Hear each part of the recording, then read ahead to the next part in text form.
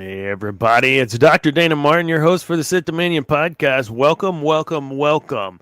We have a little bit of a change in the lineup tonight, which is fantastic. I mean, not fantastic because Debbie's missing, but fantastic because we got Kat back. Hey, how you been? We haven't had you on the show in a while. Tell us what's been going on, Kat. Oh, well, we bought a new house and moved. Wait, hold on. Still in the same area, city you were. Oh, yeah, like 10 minutes from my old house. Oh, okay, perfect. Like literally same zip code still. Yeah, same zip code and everything. I needed more space. And so with running my business and all, I needed more space than our house had. And I'm gonna interject before you get going. How many times? Probably 6 times over the last 2-3 months I've asked you to be on the show again. So it's not like I don't want her on the show. Oh yeah, no. I've legit just been like, life has been crazy. And I'm like, I don't want to come on here and just be a zombie because that's what I would have been. I'd be like, yeah, it's fine, whatever. That's okay. Zane's like that sometimes. Mm-hmm. Awesome. So big move, and everything. Apparently, in our pre-show, we were talking a little bit all the fun things that occur when you get a new house that maybe isn't exactly the way it's supposed to be either. Yeah. Let's just say that my other house that I bought it as a fixer-upper was an easier move-in than the more move-in ready house has been. Gotcha.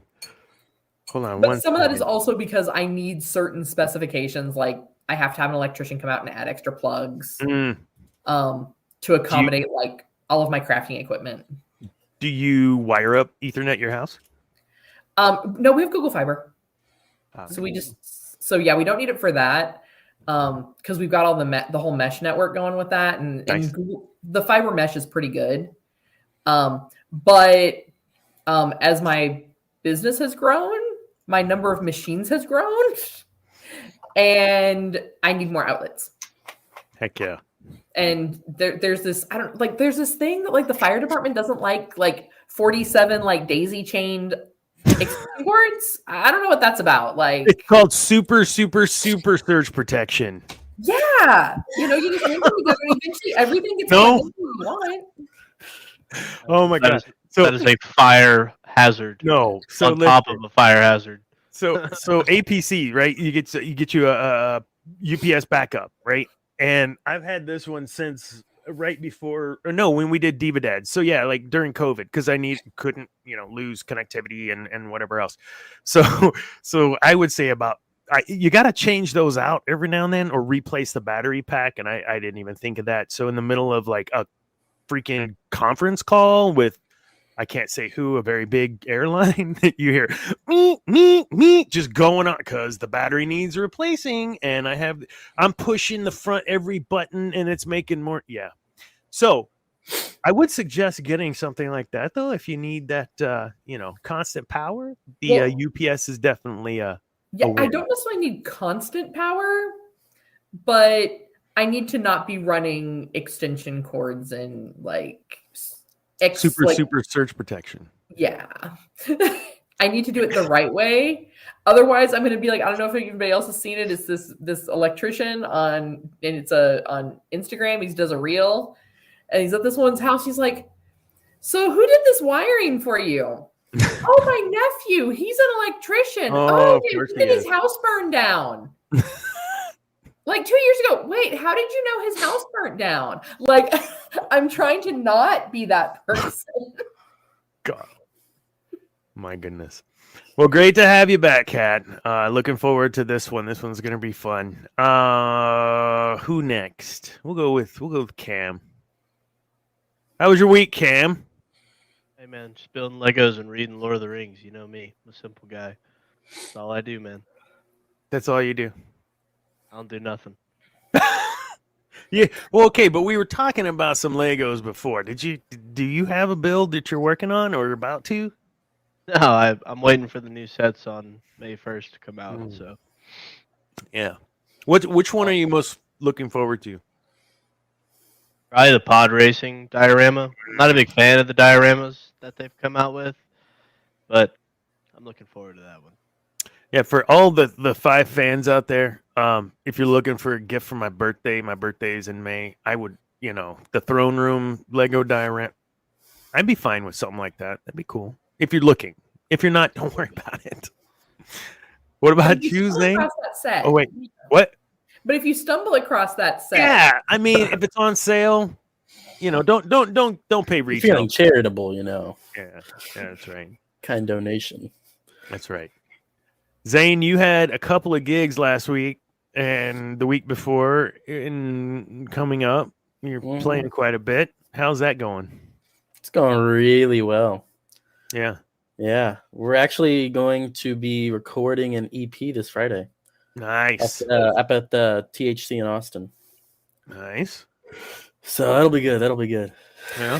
Is this what is that shirt? Poison. Poison. What is Poison? Is that like a band? I'm just kidding. Like no, I heard like 18,000 people gasp at once. No, or 5. Whoever's listening. But yes. You at least me, because we know that if my mouth doesn't say it, my face does. Like there's no poker faces going on here. So Poison, I gotta ask, did you get this from the show that you went to last summer or whatever? No, I was just at Walmart. All right, nothing interesting about that shirt. So you're cutting an EP. What else? You got you did that Tyga show. That was the weekend before. Yeah, technically we opened for Tyga. Well, we were like the second band to play that day, and Tyga was the last. But but you were on the same stage, right? Exact same stage. That's all that matters, brother. Hey, brother. That's hey, all brother. You covered for Tyga. That's right. Exactly. You don't gotta hide it. If it wasn't for us, I don't know if Tyga would be there. Facts. He wasn't going to go on until we finished our set. I mean, that was great. That's great. I know you guys follow Zane. Check him out on Facebook, Instagram, all the things. And Thomas Babiak and Third Iraq. That's the band that he's speaking of right now. There's also Bo Moore and the Back 40. Gosh, all these numbers and the it's confusing. It is. And is that it? Right now, those are the main ones. Is there those anything are the else? main ones. Okay. Yeah, but for Thomas, we're actually playing a show in Dripping Springs this Sunday for Founders Day. Is it a private or is it anyone? Public. Anyone can come. It's for Founders Dripping Day. Springs. Thomas Babiak and 30 Rag. Awesome. Well, I guess I didn't say what I was up to this week. I didn't do nothing. No, lots of changes at work. So just really stinking busy. Had a cool weekend. Did a couple of cool things with my wife, just spending some time. It was really, really good. Yeah. So tried out a new restaurant here locally. A Poche's. It's like a seafood or oh, do you know this place? Yeah, I know the place. Did you like it? It's all right. I don't know how long it's gonna last, just in the location it's at. Yeah, not a very good location at all. And the price tag too. True. The same guy owns the Italian place over in the Tower Point area, like South College Station. It's solid. Yeah. I don't know about the place. I don't know about the location. It was weird to get to. And it's like, unless you're going to that place, there's no reason for you to even pass by it, quite frankly. Dude, and like the 500 students that live over there, they can't afford to go to that restaurant, man. It's true. I had some sort of smothered catfish. It was blackened catfish with a etouffee gravy, shrimp and crawfish etouffee over the top of it. It was on dirty rice. It was dirty and it was fantastic. Hey, welcome back, Zane. Hey, hi. So yeah, I just did a little of that. Caught a movie, date night type stuff. It was super fun. Did not plan for the show until yesterday. Thank you for several of you who voted in the poll on TikToks, because within the TikToks, we were able to get the show, although it was 50-50. You're welcome. Thanks. So we're doing history of the Sith. Like, how did they begin, and why did they even begin? And not just the Sith religion, right? Let's be clear. There's maybe there's people that listen to the show every now and then that don't know that the Sith are a species. Zane, do you want to start with that? Talk a little bit about the Sith species. I think there's a lot of lore in the SWTOR games that maybe, I don't know if you want to start by touching a little on some of that. Well, a lot of what we know on the Sith species, specifically before contact with the Dark Jedi, nowhere to be seen in SWTOR. However, it is talked about in like whatever book that is, like Lost Tribes of the Sith. Yeah. I'm pretty sure it's touched on in there. And basically, they were they mostly resided on Korriban because it had just this holy dark side, just presence, right? And it was actually the reason why the Sith were so connected to the dark side and powerful is because it was not a symbiotic relationship, but they both gained stuff from it, basically. So what would happen is the Sith would actually consume the dark side energy. It's weird, but they would use it for sustenance, and in turn, they would be able to use that dark side power a lot more. And if I remember correctly with Korriban, wasn't there like a mineral in the core that basically helped to radiate that out? I'm pretty sure there was. Yes, like kyber crystal type, like that same aura. Yeah, absolutely. Absolutely. Cam, when it comes to Sith and Jedi, I know that we've had many conversations. Fundamentally, early on, let's kind of shift a little bit. So we have Sith species and Sith religion. When it comes to the Jedi breakaway, I don't know how much you know about that, and if you do, I'd love to hear your thoughts on that Jedi Civil War. Excuse me, in the Dark Jedi. Bit of all of that beginning. Sorry, excuse me. I'm gonna mute.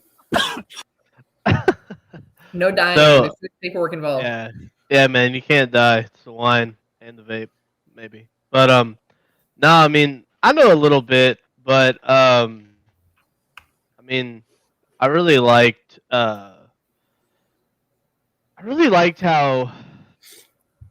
tough the Sith were back then, just ruthless. I mean, they were just ruthless compared to the Jedi, and I think SWTOR really captures like the really captures that really well. So, but in terms of the whole intricacies of it, I'm not too familiar with it. It's all good. The when I think about how there was a solo girl, the infighting with the Sith as well, sure, and when we see today's Jedi and we see how 1,000 years of complacency, and we talked about it quite a bit with Yoda, etc. When you look at kind of the great schism or the great Jedi, not schism, that was a Sith thing, the great Jedi, like where do we find that history of the Jedi, right? And how is it that those parts, do you think that's stuff that I'm trying to get to this question? Do you believe that we are still in the process of creating some of this lore from a where did they come from and what are they truly about? Or do you feel like that is something that's kind of laid in stone based on where we've seen the Sith heading? And I'm talking about like the way they used Kylo Ren or the way they used Snoke or the way they used moving forward. Do you think there's enough material? Do you think there's enough out there that they're going to say this is eventually canon? Legends? Yeah. They'll never do on that. the Sith part, right? No. They're gonna make their own version of it, even though there's no source Hopefully material. It's similar, but Well, I mean, so they'd have to go far into Legends to do it. Yeah.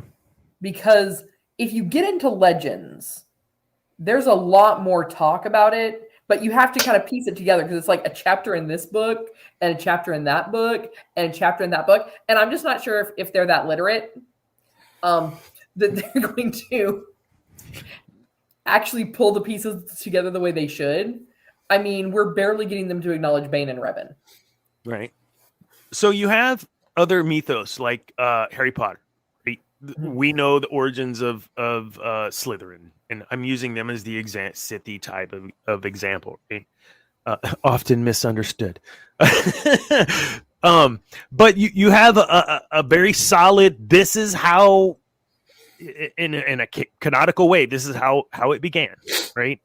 When it comes to before we had Sith and we had just Jedi, Dark Jedi, I want to circle back to that because I'm a little nervous about how we're going back in time with the Acolyte a little bit.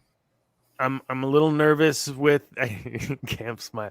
I'm a little nervous because I think some of this stuff is already in the mythos and doesn't need to be touched.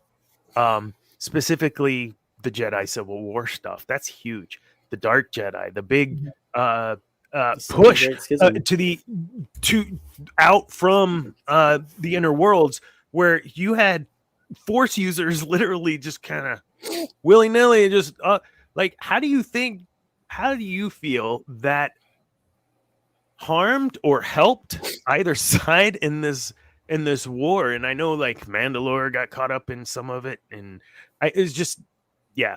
So that's where I'm kind of thinking how 5,000 years of civil war. Yes. Yes. Like, you could do an entire movie series. You could do 12 movies on the 5,000 years of the Jedi Civil War. Are they going to do it? No. They're going to bring like, and I mean, I'm with you on that. They've stayed away from the Sith for so long. Yeah. But they've started to realize that, like every Disney fan base, we all started out as children wanting to be Disney princesses. Yeah. But the older we get, we realize we're the villains. 100%. But I think that's kind of what they're realizing is their fan base started out as little kids who all wanted to be Luke Skywalker. And now we're like, nah, we want to be Revan, bro. Yeah. We want to be Ventress. Yeah. So I think they're trying to pivot that with the Acolyte. Mm-hmm. And I mean, we're on the air and I'm trying to not get this too far into like RuPaul territory. But like, I mean, that's the only saying that comes to mind is don't F it up. Don't F it up. Yeah. I'd like to put it out there. I'd still like to be Luke Skywalker. Jedi Luke Skywalker. That's good for you. With we'll let you stay. When we look at comparatively to the current canon, when the Jedi were so blinded they kind of screwed up things for a lot of people, right? 5,000 war of infight, 5,000 years of infighting between the Jedi, Dark Jedi, etc. That's going to cause some grief across the galaxy. Does that help you maybe justify why so many people willingly, so many planets willingly join this? There were a lot that joined, like the Separatists, right? They just joined because they're like, this is BS. Do you blame them? No. I mean, was it not that part of it in what we know as canon? The whole Civil War there is we're done with the way you guys are doing shit, right? I mean, it makes sense, especially in those outer worlds that were kind of ignored by the Republic. Sure. They were ignored by Coruscant because, I mean, think about it here. Like, we see it here in Texas. Mm-hmm.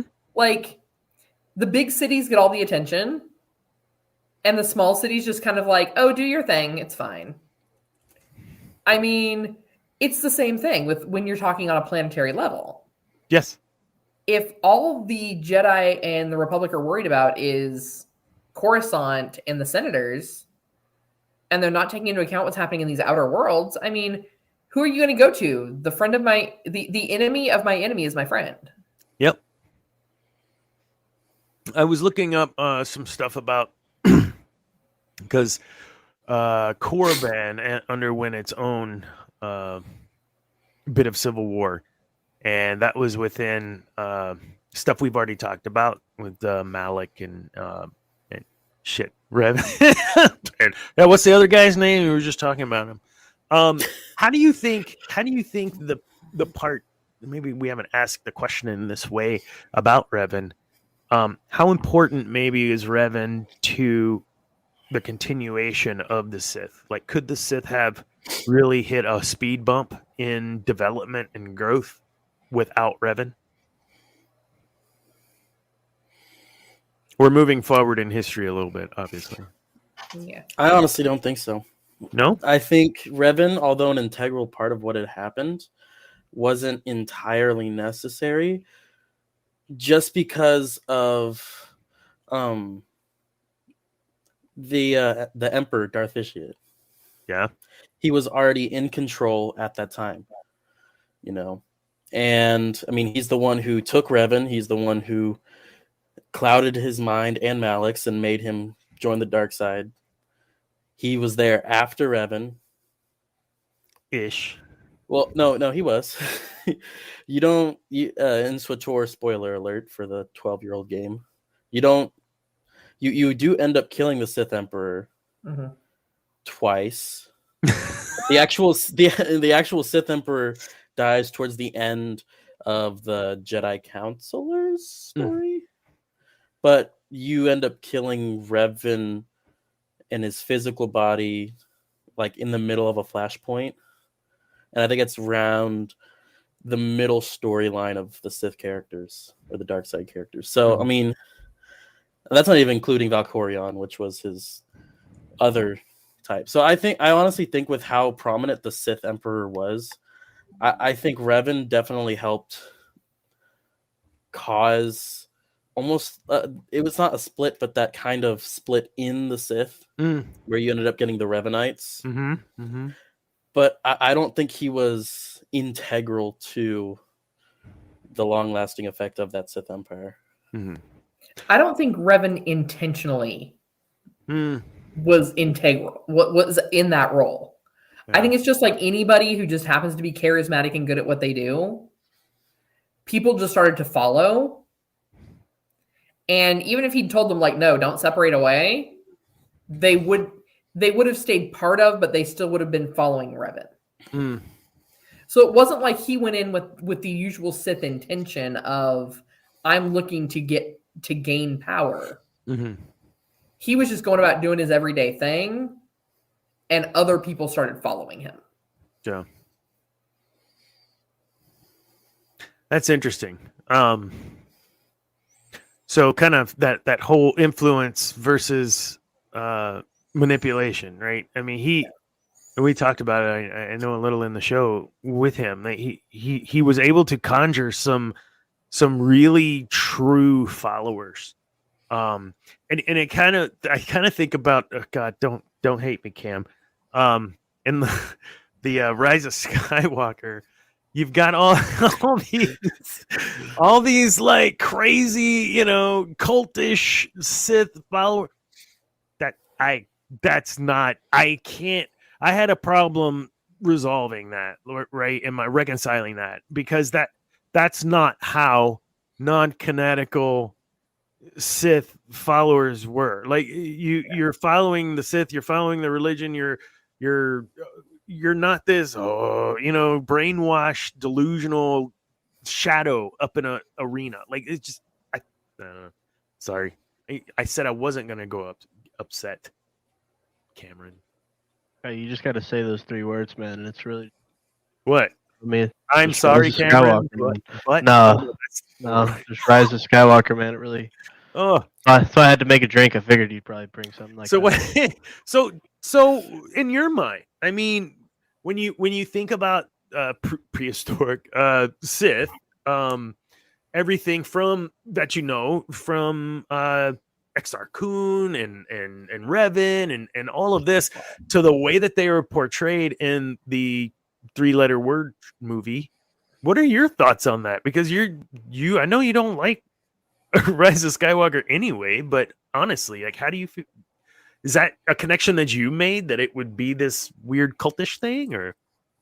I mean, I think in theory it kind of makes sense because you have. This is going to be an odd comparison, but it's only the reason because I'm reading the comics. I'm reading the Avatar: The Last Airbender comics, and Aang has air acolytes, people that cannot airbend but still want to practice kind of the Sure. system of the airbenders. So it kind of makes sense that there's people that maybe quote unquote aren't force sensitive or whatever, but they get swept up in the ideology of the Sith. I don't know if they're masked phantoms in a big arena chanting words and stuff, but I mean, in practice it makes sense, but I don't think in execution it's definitely not what I envisioned. But, Yeah, and I think a lot of what we collectively all know of Sith comes from the games, right? The books a little, but mostly the games. So we talk about SWTOR. There's all sorts of callbacks to the Sith. Games like the one I play on my phone, the Galaxy of Heroes. There's a Sith all through, and people who are classified as Sith, but they weren't Force users, right? So, well, that's not canon. No, I get that, but let's think about that, right? You've got a Sith army.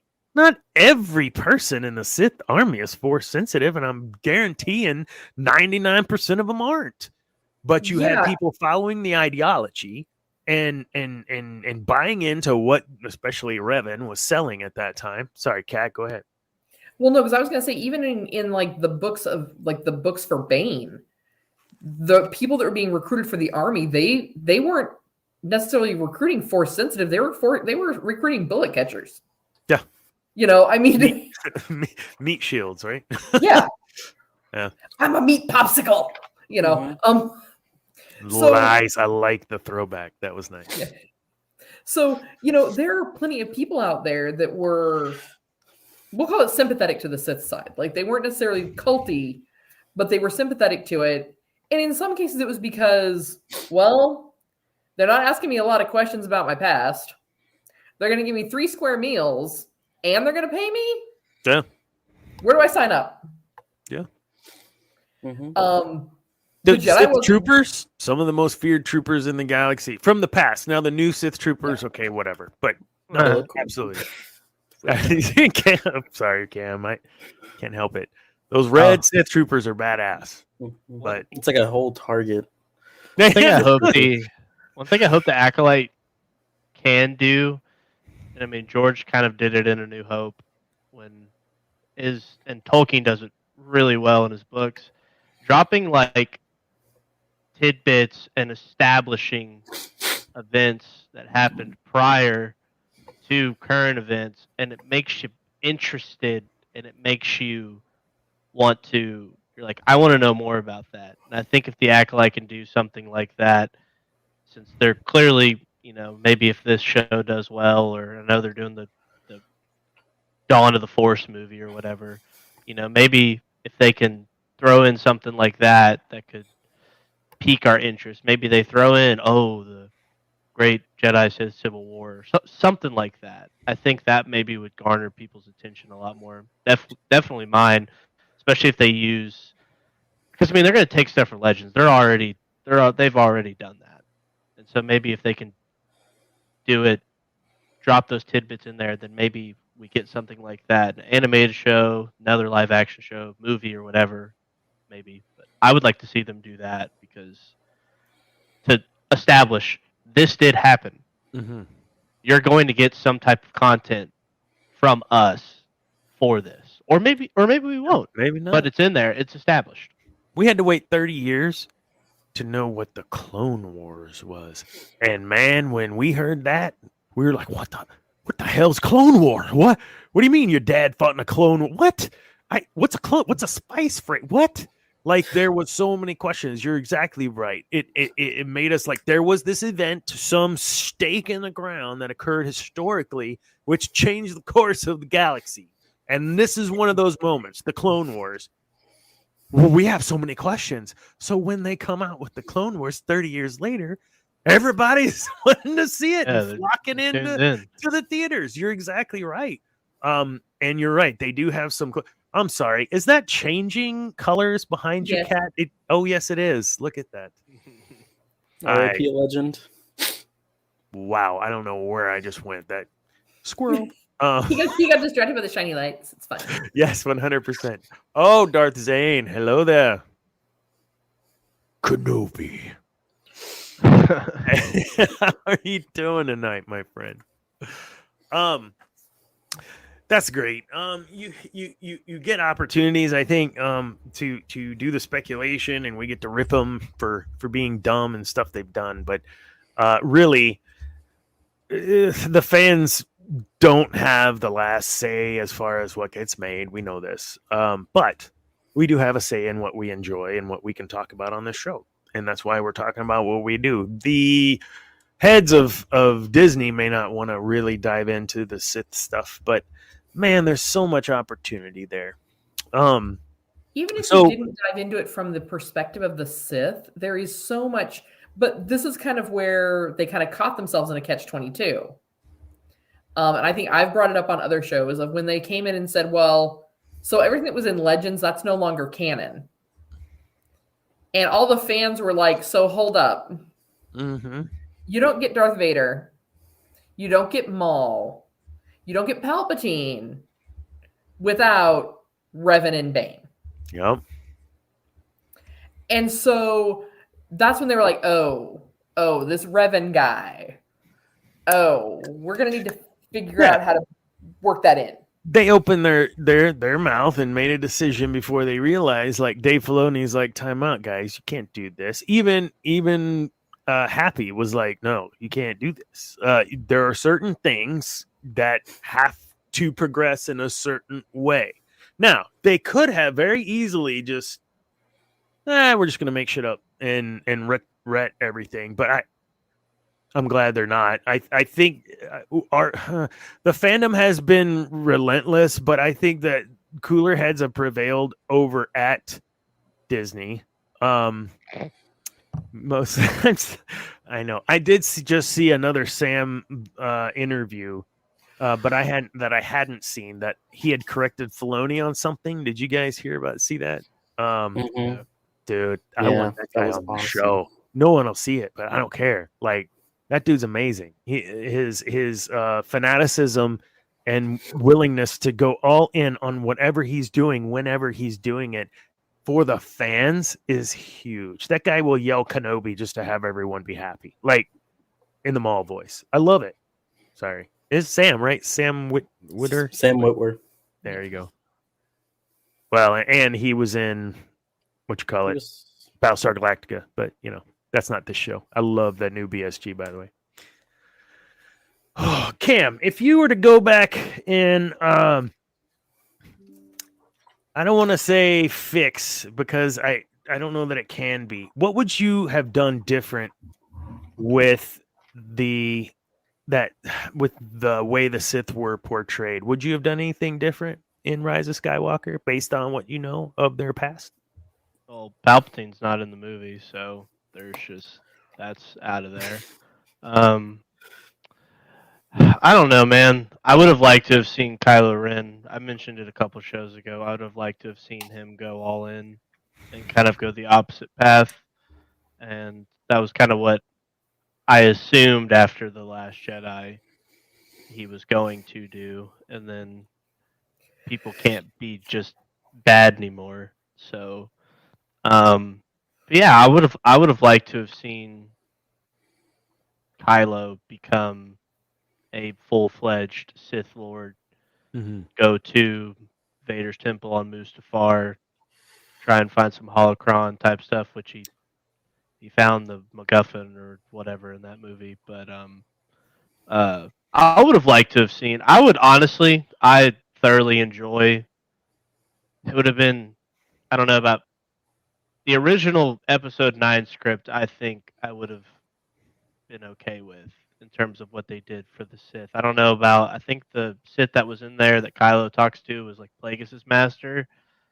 I don't, yeah, they're some creature looking thing. I don't know if it's Tenebrous, but it is, I would have liked to have seen them do that. Yeah. I think it would have helped tie in pre Phantom Menace. It kind of would have helped tie everything together, and we would have been nice to see Kylo be a villain and not a edgy, confused teenage dude. Yeah, in the second one, 8 movie, whatever.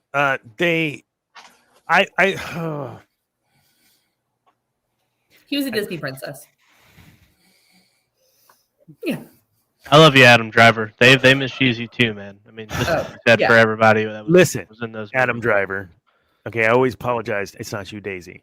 It's not you, Adam.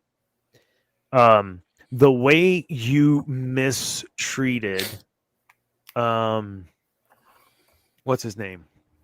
Hux. Throwing him up, tossing him about.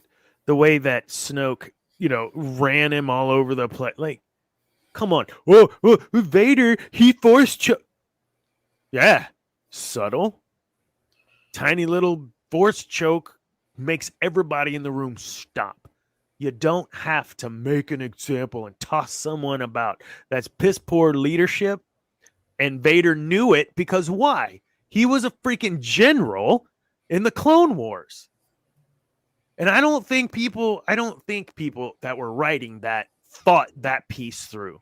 They made Kylo Ren this whiny little turd that didn't get his way, so he, threw a temper fit and threw someone around the room. What? I can't think, and maybe it's my lack of not reading everything out there or seeing everything out there concerning Sith. But the way Sith have been portrayed, to me, my perception up to that point was, you don't mess with them, but not because they're going to toss you about like a rag doll. I mean, they might force choke you. Like, there's this awesomeness to the stoicism that they bring. Even in their charismatic way, there's a stoicism there. I'd like to talk about that. What we have in the past as a design of what a Sith is, even up to Vader, to what we got in Kylo Ren. And this does have to do with this topic of, the beginning of the Sith. How are they built? What were they? Does this fit what we know of Sith? And now you guys go nuts. I mean, that's always been a Sith thing, is to be charismatic. Yes. And know what's up.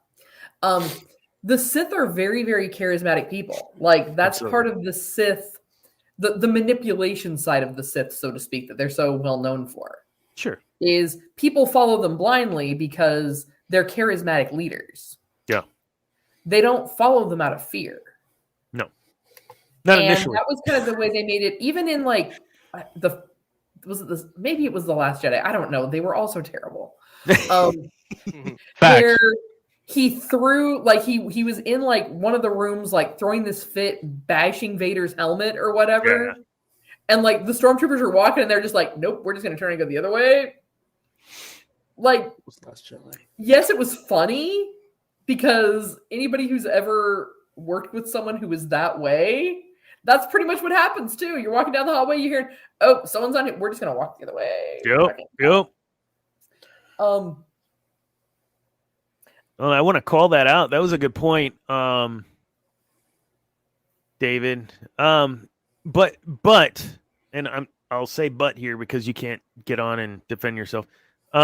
The flip side is what I was just saying. That Anakin had life experience. Anakin had like leading people life experience, and Kylo did not. Knights of Ren. He had 8 guys, whatever.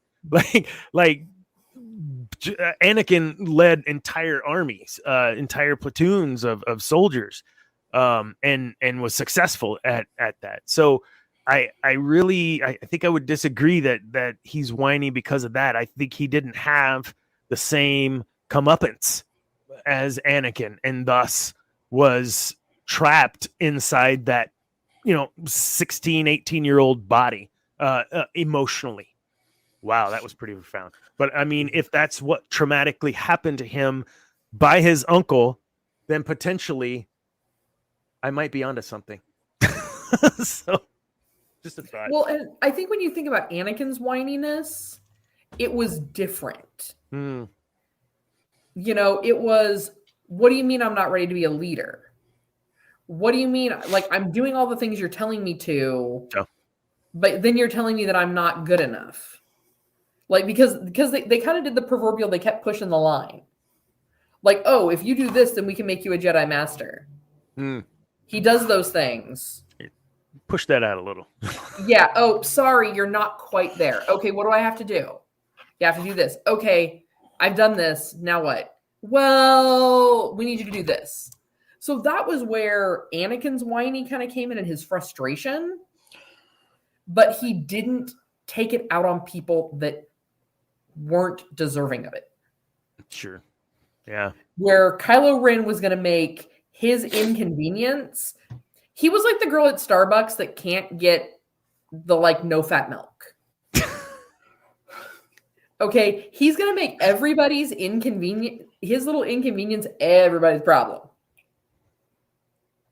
Yeah, I see that. To your point, yes, I'd pop this up here. Darth Zane, David. I agree. That whininess was always there, especially in the comic. I think you can see that in Vader. It plays out not necessarily maybe a whininess, but a little bit of a I'm better than you, yeah. Like with the Inquisitors. He would go off and just kill an Inquisitor.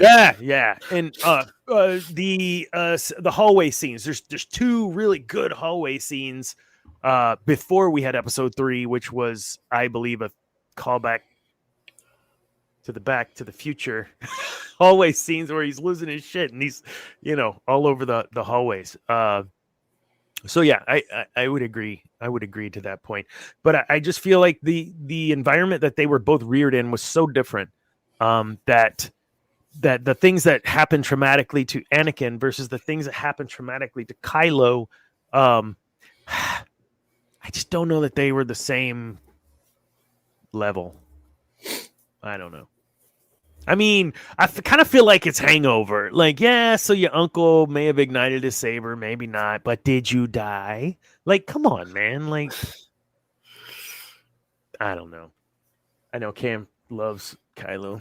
I have no idea what y'all are talking about. I'm just saying, like, Kylo Ren still has his original arms and legs. I mean, Vader, I know what kind of Sith has its own arms and legs anymore. Honestly, like, talk about following in the footsteps of your ancestors. Or Luke, Anakin. Yeah, Luke, Anakin. Like, bro, you have all four of your limbs. Be happy. That's a step up in your family. Like,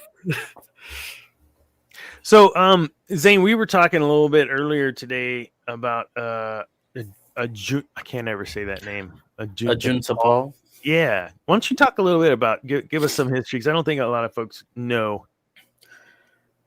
So Ajunta Paul was a probably human in the Jedi Order, right? This was before the Sith were a thing, right? This is back when it was the Jedi, and he was climbing through the ranks and doing his thing, but he slowly started getting into more of that sorcery, right? And for sorcery, as we know, is a dark side established thing, right? And the Jedi didn't like that, right? But why? Why would you limit your power? And so, go ahead.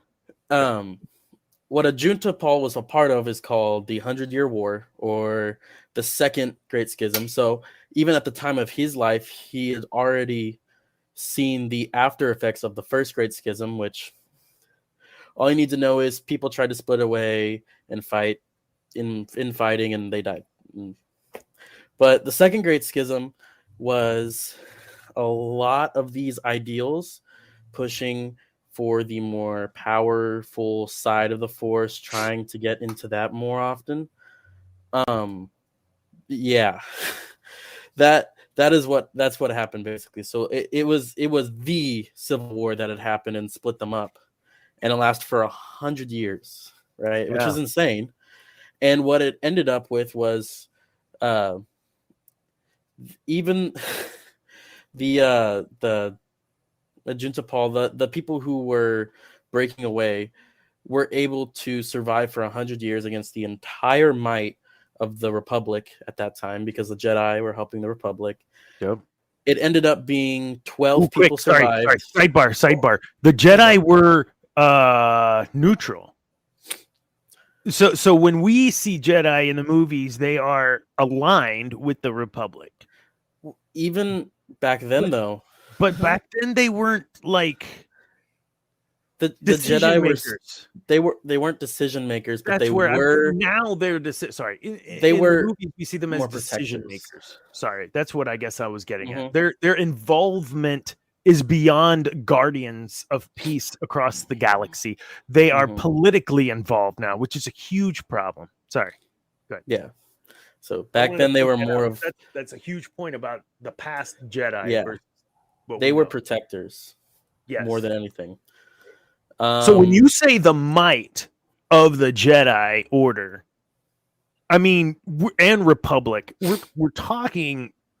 The scope of this is insane because you have not just the Jedi are a part of the Republic. It's not like that. It's two groups, like huge groups of people. Sorry, I get excited because man, the Sith are badass. Yeah. So what ended up happening is only 12 people survived at the end. Ajunta Paul was one of them, right? And what happened was they were exiled, and because the Jedi didn't know what to do with them, they just sent them off into space. And they were led by someone, I don't remember who. I think it's Zozan, but it could be Sorzu's Sin. Random names. But they were led to Korriban, where they met with the Sith, right? And they were welcomed until Ajunta Paul was like, I don't know about this. I think we could do better. And that started its own civil war on Korriban. On Korriban, yep. Where they were able to get more people, even Sith people, to join their side, and they ended up winning, right? So that's where the term Lords of the Sith come from. Lords of the Sith not being a Sith Lord, but being a Lord over the Sith. So Ajunta Paul was like very big. Up until he wasn't even mentioned in KOTOR? He was. Yes. In KOTOR. Yeah, not SOTOR. Not SOTOR. Not SOTOR, KOTOR. And even then, like his whole once he died, and you see it in KOTOR, he talks about how he had been, obviously he died, but he dabbled in sorcery, so he had been living and seeing all that had happened through the Sith, and realized that what he had done caused all of this infighting, right? And even the very first Sith Lord was redeemed. Isn't that crazy? Well, I think the common misconception with Sith and Jedi is good and evil. Yep. Because it's not. But that's not what it is. It's not that simple. It's two sides that see a different way to use the Force. And unfortunately, there's no such thing, I think, and we equate this to today. You're either red or blue, and if you're in the middle and a libertarian, you can't make a decision. Like, no, like you can't look at it in only the Sith deal in absolutes. I'm sorry, Obi-Wan, but do we need to go through the list of your absolutes that you've said that is canonically in the movies? Sorry. But no, you're exactly right. Cam, I know, Kylo. I keep going back to this Kylo thing because I feel like they did miss out on an opportunity to tie in some things, and I say that because they touched on the whole influencing remotely, right? So I was every voice in your head, blah, blah, blah. We know from Expanded Universe, this is a thing. We know they can communicate. They, Sith ghosts, what have you, they can communicate. We know Force ghosts can. What a blown opportunity. But I want to come back to ask you more about this, because I think how would you have done that one bit differently, would you have thought that maybe it would be better for them to explore that? Or do you think it's a good stick a pin in it and revisit it like the other stuff? So this whole communicating across the galaxy, force, whatever, I've been every voice in your head. How do you reconcile that in your eyes? How would you have done that differently? Or do you think we should go back and revisit it like we did with the Clone Wars piece? I mean, unfortunately, since it's what we got, I think that would be the best way that they could maybe redeem that. They might be able to redeem Kylo's character in a way, or make his,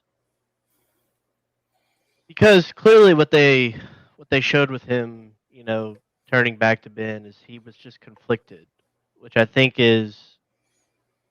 some of his issue, because he thought he was having to continue this legacy when he's talking to the helmet in the movie. I'm like, you don't know it. Did your mother, father, uncle, did they not tell you that your grandfather, yes, he was a horrible person when he was Vader, but he was redeemed by your uncle. Yeah.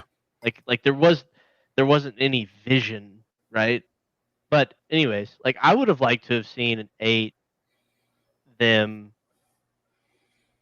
or even in 9 when Palpatine tells him that, maybe Kylo recall that when he's, I don't know, sitting in his TIE fighter or something. Show how he was manipulated. Show how he was dealing with these conflicting thoughts of like, because clearly he didn't feel like what he was doing was correct, and I would have liked to have seen them show the conflicting emotions he had. Honestly, show him dealing with the aftermath of him destroying Luke's temple and killing all the students, and show that. Like, give depth to his character. Well, give depth to any character in the sequel trilogy. That'd be a great challenge for Lucasfilm. But I mean, just give us something. That's a great point, dude. I mean, people would watch. I think if you did something like that with like an animated Luke's Jedi Academy, but it's really heavily like the kid focused, which would be tough as a Luke fan. But really show that, because I mean, when in the book that I read, the one that's supposed to make Episode 9 better, which is false, Luke, and I can't remember, Luke and Lando, when they go, like, Kylo is in charge of the temple, like, while he's gone, essentially, like, over the students. So he's special. And it would have been, if there's any sequel trilogy character I'd want to see, I'd like to see them do a animated downfall of Kylo Ren. Yeah. Add the depth. Yeah. I really think of it in terms of what you were saying about the story writing and calling back to things. And sorry, we got a couple of folks. What's up? I don't know if people are still on, but hi. No, you're absolutely right. When we get these things that are not explained, and you can go back and read the books, and some of it may be touched on, maybe explained, maybe not. And how do we reconcile some of that? We don't. We're left with just these shows like we do, trying to imagine filling in the gaps until they do. And we hope they fill it. Go ahead, man. Well, because like I said earlier, what I hope the Acolyte does is they,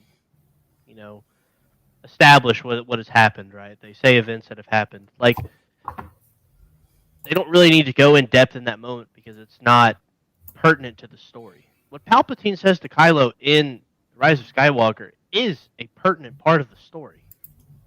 Like, there could have been moments where, after Kylo talks to him, he goes and recalls when Vader's voice that Palpatine's projecting to him is telling him, "I need you to carry on my legacy." It's just something like that, because it's pertinent to the story at the time, and we hadn't gotten anything up from him up at that point, and it would have been the time to maybe throw that in. Which I know, Zane, did you say there's like some JJ Rise of Skywalker cut that they cut down or something like that in the after JJ finished with Rise of Skywalker, Disney did cut out even more time than what they required of him.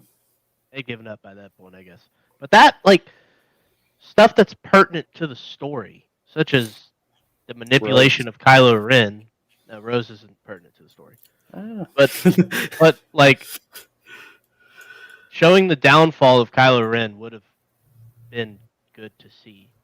It would have. This is where I say Disney's a liar mouth. We don't have content. The very fact that you brought up, I was all the voices in your head, means that you just drew from the Legends stuff. Again, we've never, I don't think, stated that, but we've talked about Exar Kun's my favorite to talk about in the because he was able to, through the Force, being a Force ghost, convince Luke's students, some of his students, to turn, and Luke had to fight him in a like. So don't tell me you don't have content, and don't tell me you ain't using the content, because all you did was paraphrase. You used AI, and then you paraphrase what AI told you. Honestly, they need to stick to the content and quit trying to appease a foreign market. Man, because money. What's your motivation? Yeah. I mean, storytelling? That was Lucas's motivation. Yeah. Motivations on storytelling. Do we get to tell George, you became the very thing you swore to protect? Like, is this where we say that? Because we know we've thought that, and other people have said it. Well, I mean, yeah. I mean, the thing is, though, I mean, he sold the rights off. I mean, there are certain rights he kept. I still say he's mad about some of the storytelling. He has to be. It's his baby. Yeah. Especially with some of these characters. I mean, Kylo Ren, there were so many great characters that came into that trilogy that they did nothing with. What did we show on the thing last week? How they missed out. We showed that tweet from Mark Hamill last week where they had the picture in the Falcon with everyone. And it's like, what? Pull up that man's Twitter account. Yeah, you missed the opportunity, man. You wanted to sell, you screwed it. You screwed up. Mm-hmm. But I think to your point, Cam, I don't know that they care. I really don't. They don't care, man. It's just it's a IP that they want to make money off of. There's nobody in that writer's room. Filoni may care, but his voice doesn't matter. There's nobody in that writer's room that cares. Disney, as a whole, as a company, has made it clear what their objective is, and Hollywood in general has made it what their clear objective is in terms of making content. And I think it's disrespectful to AI, man. I think AI probably could have made something better than the sequel trilogy, honestly. That's why when they were having this writer's strike, I'm like, dude, honestly, there's like, if we're thinking about it, dude, there's no good movies. I remember when my wife and I used to be able to go to the movie back when we were in college, just on a random Wednesday and see something and be like, that was pretty good, man. All right, listen, I watched Arthur the King this weekend. It was really good. I mean, it's Mark Wahlberg, but the dog was cool. It was good. Yeah, like there's nothing good. I'm like, why are y'all striking, man? I understand I understand why they're striking. But like, let's give AI a chance, man. Right, they're redoing another one, The Fall Guy. It's coming out. You know, just keep redoing shit. Yeah, I mean, Debbie's movie, she was all mad about they're supposed to be redoing. That's because there's no original thought anymore. So we know, and we're not stupid. Like, we know George pulled from all sorts of mythos for his stories. Okay, there's nothing wrong with that. Very original character development. But we know those characters. I think I love I always go back to Freddie Prinze Jr., but he talks about Cephasus and a Maul, and this is who he is. And if you understand mythology, you know this is the character, and he's never gonna win.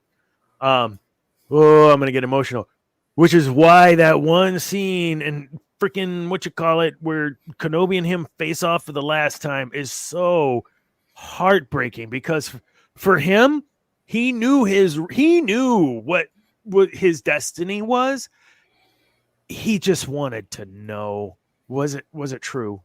And if you don't know what I'm talking about, just go watch that. Just look it up. Obi-Wan and Maul's last scene. Really good. storytelling, but who wrote those? Who wrote all of those rebels or not rebel? Yeah, rebels. I think that was still before it went over to Disney. Was it? Yeah, it Rebels? was. Was Rebels, it I thought was the first thing that was made Yeah, after. because Maybe it was. it was a Disney XD show. So Oh, you're right. Mhm. You're Yeah. right. I was thinking of that terrible thing they made, Resistance. That was terrible. No, it Ugh. was in Rebels. You're right. Don't mention Resistance. what do you want to see from the Sith, man? What do you want to see? I want to see. I truly believe Sith are the most human of any characters in the series. I know Luke is a favorite for many reasons, but his struggle is key in his father's saving. Does that make sense? Like his own struggle with his place in the galaxy, his struggle with his love for his father, his struggle for his hate that he started to develop for the Emperor, all of those things. I want to see that, but I want to see how it impacts an individual. And I don't like how they did it with Anakin. I don't. I don't think they capitalized on it in the best way they could. It is tragic to see Anakin Skywalker after he destroyed all the separatist leadership on Mustafar. That one scene, I know, a dumbass tear in his eye, but that is tragic because at that moment, that's the first time we see. Oh no, second time we see the Sith eyes. No, first time we see the Sith eyes is on Mustafar, and then the very next time we see it, he's still on Mustafar, but now he's looking out above, at his burning world. It was a missed opportunity because a person losing a person losing all they are, that's hard to put on screen, but it's been done before. I don't think they did it right. I want to see that. I want to see a person so broken, so much in pain that you understand why there was no other way. I didn't feel that when Anakin turned. I didn't feel that he really felt there was. I mean, he felt there was no other way. But me as the viewer, I thought there surely has got to be another. This is dumb. Don't do that. I want to see that times 10. I want to see the real fall of a person. And maybe there isn't redemption. Cam, you've touched on that in the shows before. Maybe there isn't. And you know what? There are people in this world like that. There are people you probably know that maybe on one hand they put on a good show, but man, they ain't no redemption. I mean, it's not my call, right? I'm not, almighty or whatever, but that's what I want to see, man. I hope that made some sense. I want to see a fall that you can relate to and understand why we shouldn't continue down the fallen path. There's nothing within Vader's story for me. I have a car. I'm darn you. I call you on my cell phone. It says Lord Vader. I'm not joking. Everyone at Discount Tire, hey dude, check us out. When you call us, it says Lord Vader. Yeah, I know. But if this was a person who fell and was never redeemed, I don't think I would be Lord Vader. The redemption is what makes him me. That's huge. But the non-redemption is what I want to see, because I think every person can relate to feeling not redeemable. And in the end, seeing someone not redeemed, I think would have the opposite effect on somebody. That's deep and huge, but you asked for it, Cameron. Oh, that's what I want to see.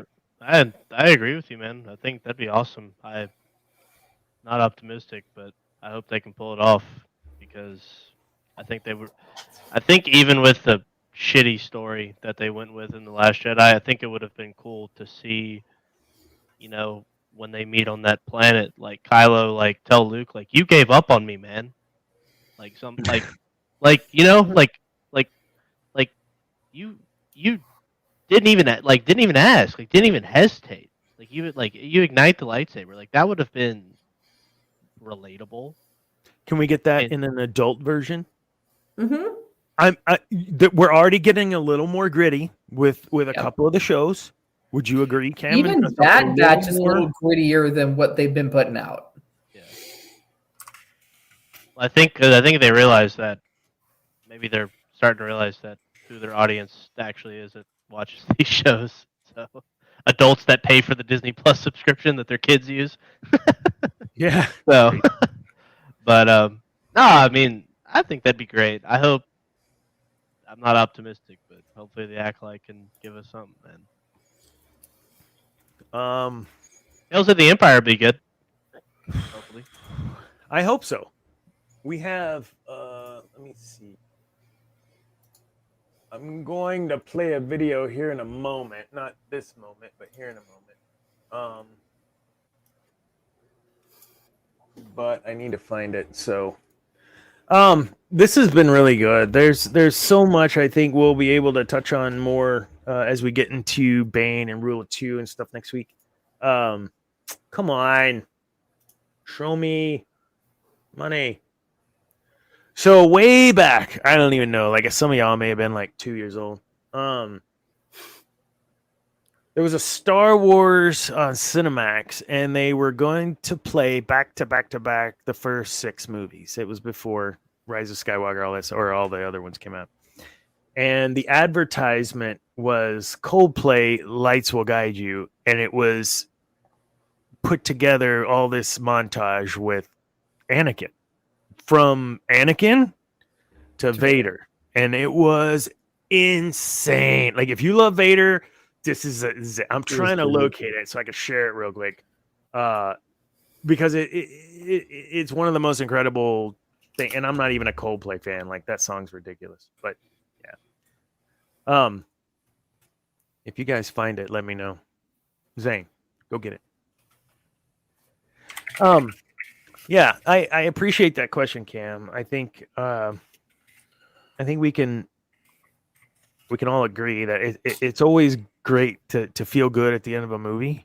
What made Empire so striking emotionally was that where was the hope? We just had a new hope. And it was amazing, and it was a ride. Holy crap! We had lightsabers, we had Jedi starfighters, we had freaking blown up a Death Star and go kill count 300,000. But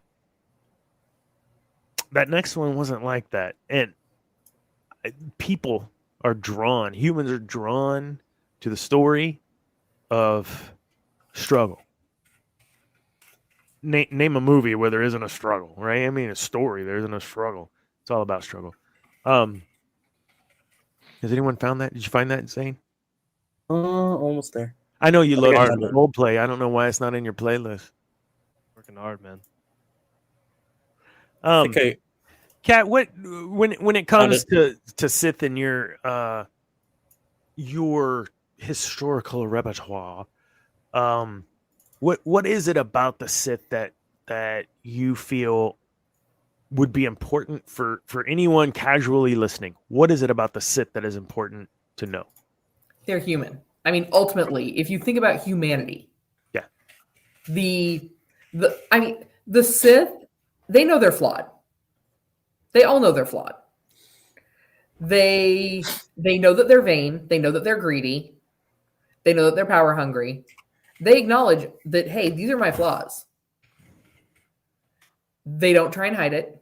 They're not masking. They are what all of us ultimately wishes we could be.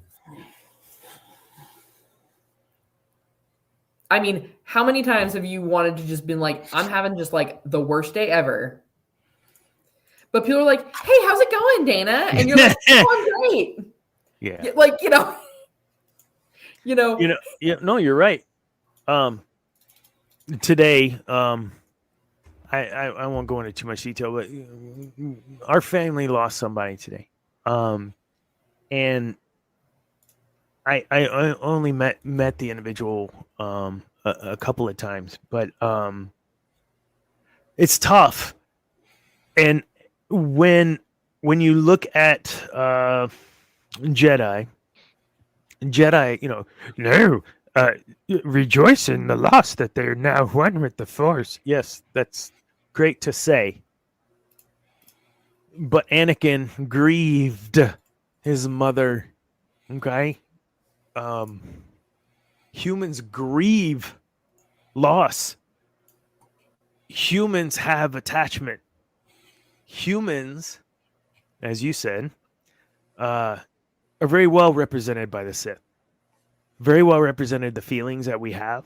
Very representative of the motivations that humans can encounter. I just don't know that walling yourself off from connection and emotion is healthy. I don't think it ultimately led to the demise of the Jedi. I mean, with the Jedi, they don't. Like, you see the attachments. You see it happening all the time. You see it literally living a lie. But they're flapping their gums some other way. Hypocritical, man. Yeah, the Jedi are the highest form of hypocrisy. All right. We got this, y'all. Thank you, Zane. I'm going to play it. I didn't even look, so I hope it's the right one. It looks like it. I saw the original. Hold on, before I do. Have you guys seen this? Have you seen this, Cam? It was before my time, man. It's been a long time. I think I may have seen it. I think it was like 2006 when it came out. But yeah, I remember you showing me the YouTube video. Of course, I showed you this because you're my son. I mean, I have merch from the '97 movie launch. I mean, good for you. I probably saw it. I pirated Pod Racer. I know, like it was amazing. Whoa! Piracy is not. We do not condone that. No, that's become more common now, man. Let me tell you. It's about to be. Oh yeah, because you don't own your games anymore, man. If you're emulating your game, you must. How crazy is that? That's a whole nother show. Like, not TSD show. We're gonna play this. Are we sharing this yet? No. Am I sharing? Not yet. Why isn't this working? Oh, there you go. There we go. Yeah, how do I make it bigger? Can you make it bigger? Have you tried hitting full screen? Oh no! Have we tried hitting? Shut up. You're lucky you're related to me. All right, here we go, folks. Fix You by Coldplay. It was a Cinemax running them all for the first time ever, back to back in HD. Oh yeah, this was a big deal. Yeah. Oh wait, if I click play on the screen, you might want to click play. I gotta push play on. Yeah. When you try your best, you got audio? Good. Cam, I'm interested. See how you feel about this. You want, but not what you need. When you feel so tired, but you can't sleep. Stuck in river. We're probably gonna get bopped for this too, Kat. And the tears come streaming. Those of you watching live, you'll get to see it. All two of you. When you lose something you can't replace. When you love someone but it goes to waste. Could it be worse?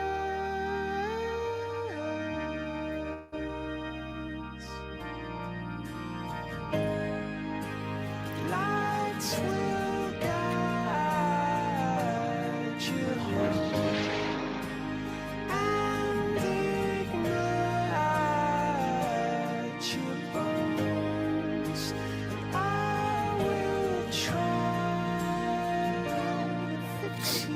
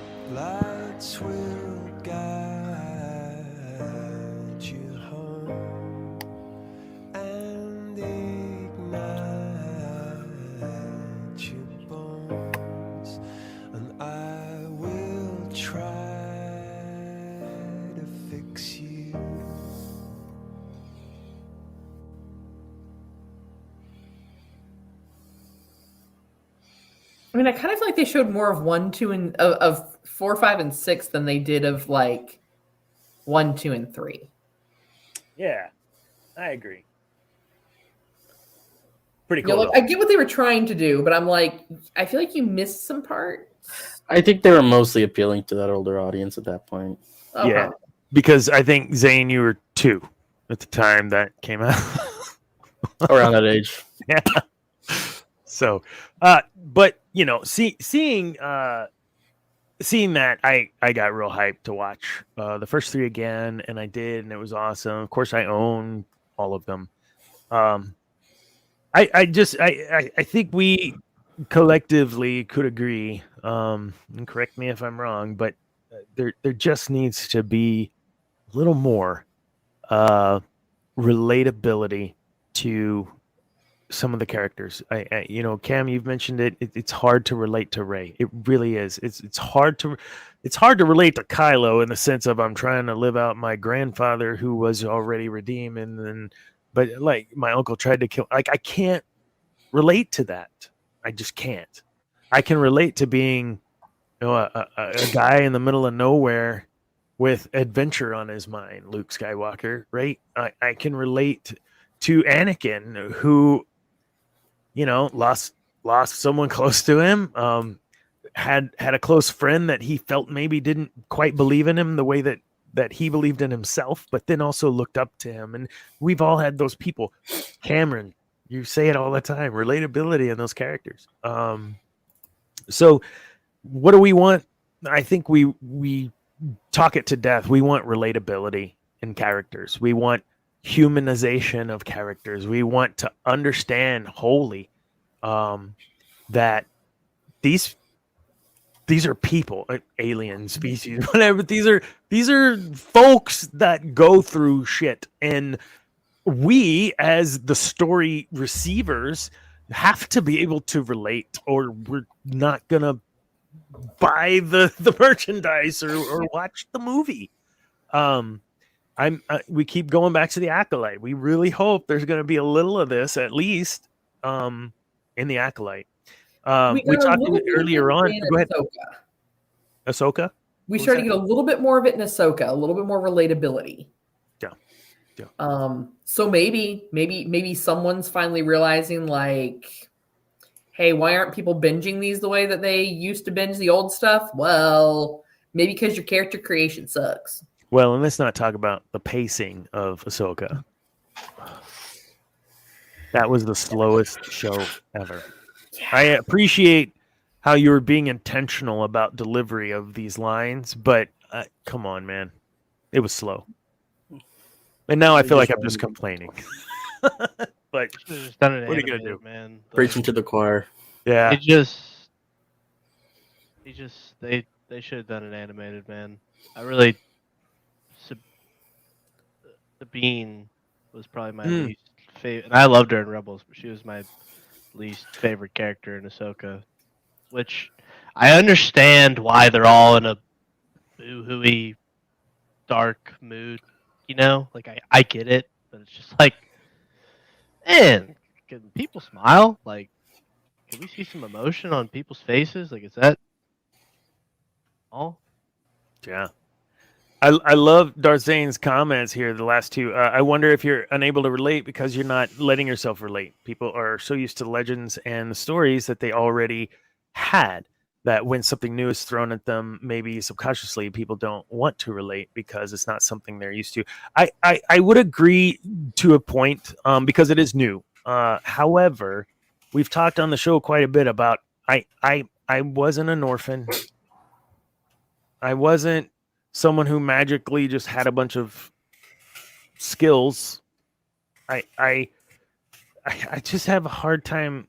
And I love Daisy Ridley. My God, I've written an article for, you know, this, but I think there's a lot of potential for that character still. It's just hard to relate. Kylo Ren, again, I had a hard time relating. I love him, and I've done a whole article on him too, and a show on him where I gave high praises for some of the bits of the story arc. I do like his father-son relationship or lack thereof in parts. I can relate to some of that, in parts. So I do agree to an extent, David, but for me, it really, I gave it a shot. I really did, and still to this day, because I do defend some things in those. But if we're looking at from a Sith point of view, then we have to hope for something bigger on the scale of this is what the Sith are. It just I'm going to circle back to you again, Cam. You know, in the stories of Hobbit or whatever, like there are these bits where you're like, oh yeah, that's cool. What is that shit? And you want to go back and learn it. You've piqued my interest. I want to know. And will you be able to? Will we be able to get that? I hope so. And we keep hoping for Acolyte, and we talked that one to death too. I mean, I would love to relate to any new Star Wars content because, I mean, you know, when Zane and I were fortunate enough to have kids, like they're gonna want to watch stuff that's probably in better quality than the original, maybe even the prequels, depending upon how far they go. And it's like I'd love for them to have good, fun characters to relate to, but if they're gonna keep putting out shitty writing and shitty characters, not the people that play them, they are not shitty characters. It's just it's the writing. Yeah, I mean, if they do good writing, it fixes everything. But they have not shown a track. They've shown track records of certain parts, episodes, sequences. Well, they just can't. For me, it was like Finn and Poe had great writing, but it was supposed to be about Rey and Kylo. You know, it's like, wait a minute, you have these two characters that, like, you had so much potential to do whatever with the two of them. Oh, yeah. Their writing was great for those characters. And they were relatable characters, once again. At first, I would agree. Absolutely. Yeah. Last week, we really jumped on that, killing about Finn. You could have done so much with Finn alone. And that relationship with Rey, and you just screwed it up, guys. Again, Pete's sake. They took the wrong side of the coin, man. There was a coin flipper where they could have gone with after Force Awakens, and Force Awakens is all right, but the stuff that comes after, it's not. It was a New Hope remaster. It's just pretty okay. It's just not even worth watching because you're like, I know the so garbage that comes after it. I have no reason to ask this question just to piss people off. So we saw in Force Awakens the super weapon, which was a planet, an ice planet called Ilium, which was actually they did some that was in canon. It was canon, and I think it was taken out of canon and then it was put back in canon. But they did not Sinar Fleet. Someone was out. There was a shipyard, and so they built ships and stuff there too. You see that in Galaxy at War. What was that game? That RTS Empire at War. Empire at War. Did you ever play that, Cam? Long time ago. Oh my god. So you had it was you build a super. So when they fired this weapon and destroyed Coruscant, everything that we knew to be, to me, it was almost symbolic, is what I'm trying to say. Let the past die, man. The writers were trying to kill more. Let the past die. Kill it if you have to. Like, there's so much in this show that I felt was pointed at me as a past fan. And that maybe that's a little narcissistic, but there's a lot. You destroyed all the stuff that I loved as being core worlds and who ran the whole government and everything. You've destroyed another planet in Ilium, which was from the past as well. You tell me throughout, let the past die. I got a bad feeling about this, that you guys are trying to subconsciously tell us. The line. Just, yeah. Dude, that was JJ's point, man. He wanted to capture the original trilogy vibe for his movie and second movie with and zero thought as to future, right? Isn't that what we? yeah. There's no thought out plan. Okay, but so was A New Hope. He made that because he didn't know the others would get made, right? So it's possible to come back with a badass movie for number 2. We didn't get that. We got you gotta care. You gotta care and actually like the thing that you're making and have a plan for characters, and doing a trilogy that was directed by 3 different people and those people aren't in the writing room together just makes absolutely It is amazing to me. No sense. Because if we handled our everyday work like those imbeciles at Lucasfilm have handled their $4.5 billion investment, we would have got fired 8 years ago, maybe 9. But you can't, because then you would admit that you effed up, right? Like they're just they don't care. Man. Listen, you can't. You release a new Luke Skywalker action figure tomorrow. You can't keep it on the shelves. And I'm not being a jerk here, guys. Look, you cannot keep a Darth Vader, a Luke Skywalker action figure on the shelves. These characters are 40 years old. Okay, 40 years old. And you can't keep them on the shelves. Ray, I can go to Walmart right now and buy a Ray action figure. Nothing against you, Daisy. All about what they did to you.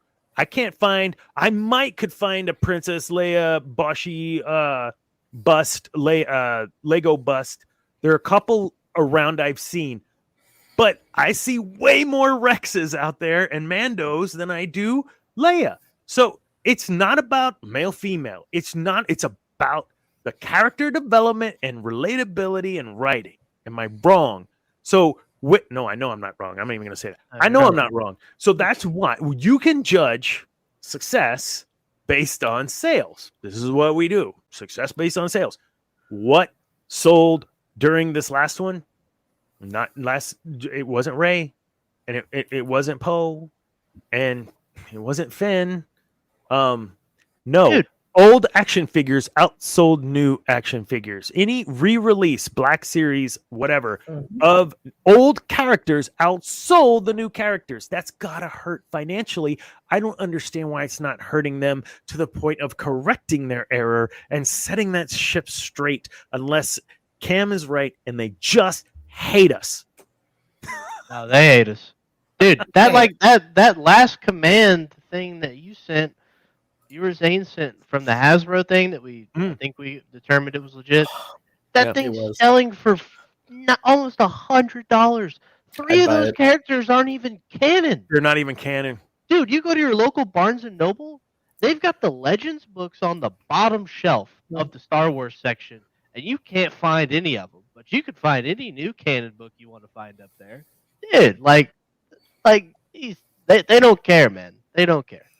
And it sucks because nothing's going to happen until, I've said it before, nothing's going to happen until we stop paying them for it. But we got the hope. We're like Luke Skywalker in Return of the Jedi, man. We're hoping for something good. But I'm going to end up old and cranky like Jake Skywalker. The attention to detail. I still haven't seen 9. Really? Are you really? So when I was like all the cultish stuff, you had no idea what I was talking about? Surely you know what I was talking about. No. Honestly? Well, I mean, I knew what you were talking about. I knew what you were talking about because I'd seen other things talking about it. But are you I hate to say it, I kind of put my money where my opinion is. Okay, good. Do you have a Disney Plus subscription? Oh yeah, I mean I can totally watch it now. Just watch. Yeah, do not watch it. We want to know your thoughts. Yeah. But that's the whole thing is like I was so disappointed with the way that 7 and 8 went that I'm like, why am I going to sit in a theater and watch this with crappy popcorn and loud people when it's going to be trash? Oh, but Kat, I watched it 3 times in the theaters. Dude, you missed like the greatest part. You missed all the booze in my theater when Ray Skywalker. That was That was a Well, you know, an I mean, all-timer moment. if I turn it into a drinking game, I'm gonna get alcohol poisoning, Oh no, and yeah, they'll probably put me on a list that I'm not allowed back in. no. Dana Um, Dana was like wanting to like do a whole walkthrough of them, and I told him I was like, I'll do it for the pod, man, but I'm gonna have to send a bill for all the alcohol I'm gonna have to consume for me. Yeah. Oh, Because yeah, I mean, but I mean, that's really the point. Is our hope? We're hate watching things, and then they're continuing to make them thinking that they're doing the right thing. Yeah, it's a shame that David has dropped off. Darth Zane, David Furr over at Cantina Happy Hour, MCU Mondays. It's a shame he's dropped off because I think that's a good point to what he was saying. That sometimes I think we have these expectations. We already have this history with the story, and anything outside of the expectation is just it's not good enough. And I get that. Like, I read those books and I was like, what do you mean you're gonna kill Chewbacca with a friggin' moon? Like, what? Huh? Well, That's dumb. But I cried because they my built hope was up. really they were going to get beyond the Skywalkers. Mm. That was really my hope. So I was like, okay. Yeah, I don't know who you when are. That's not a thing. When I watched 7, I was like, okay, are we getting away from them? Oh no, okay. Well, hold on. You're not a fan of the Skywalkers, or you think their time is done? I think their time is done. I think we want to hear other stories, and it's time to get off the Skywalker train. Well, Kat, I've got great news for you. You're getting that. Well, yeah, You're getting that. They're all dead. There ain't a one left. You know, There's not a one left, brother. they'll find another one. That hurt. Like, at the end, like when I realized that, Cameron, that there is no more. And to David's point, like in you, Kat, we grew up with this stuff of Luke being this person, this persona, not just a person. But like, give me some Mara Jade. Give me not a Skywalker. Yep. You and Deb both, man. Let's do it. We have clamored about this. Please give us that. But we're not going to get it now. No. Luke Skywalker can't have attachments. Skywalkers are dead. Yeah. Dead. Good. They're all dead. Well, I mean, you know,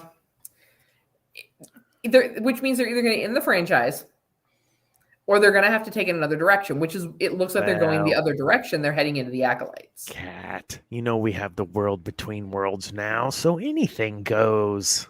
Well, I mean, I know we've got multiverse. It's fine. Like, you know, it's fine. Not have the multiverse. That's not how. I refuse to believe that is how the world between worlds works. Look, did I like it? Legends.